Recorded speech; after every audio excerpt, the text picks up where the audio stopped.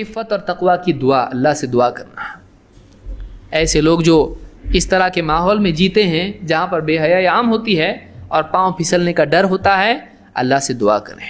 اللہ کے نبی صلی اللہ علیہ وسلم کی دعا عبداللہ بن مسعود ذکر کرتے ہیں کہ اللہ کے رسول صلی اللہ علیہ وسلم یہ دعا کیا کرتے تھے، اللہم انی اسألک الہدی والتقی والعفاف والغنی۔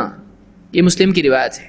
اے اللہ میں تجھ سے ہدایت مانگتا ہوں، اے اللہ میں تجھ سے مانگتا ہوں کہ تم مجھ کو تقوی دے دے، مجھے عفت دے دے، پاک دامنی دے دے، میرے دامن کو پاک صاف رکھ، دھبے نہیں آئے اس کے اوپر، گناہ ایسا کام نہ کروں کہ میرا دامن داغدار ہو جائے، والعفاف والغنی، اور اے اللہ مجھ کو غنی کر دے، مجھ کو کسی کا محتاج مت رکھ۔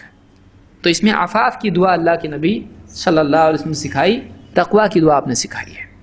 اسی طرح سے آپ کی ایک دعا یہ بھی ہے، مسلم ہی کے الفاظ ہیں، اللہم آتی نفسی تقواہا، اے اللہ میرے نفس کو تقوی دے دے، میرے نفس کو جو تقوی چاہیے اس کے لیے وہ تقوی دے دے، وزکیہا انت خیر من زکاہا، اے اللہ میرے نفس کو پاک کر، میرے نفس کو گندگیوں سے پاک کر، تو سب سے اچھا پاک کرنے والا ہے، انت ولیہا و مولاہا، تو ہی اس کا ولی ہے، تو ہی اس کا مولا ہے، تو اس کا نگراں ہے، تو ہی اس کا محافظ ہے۔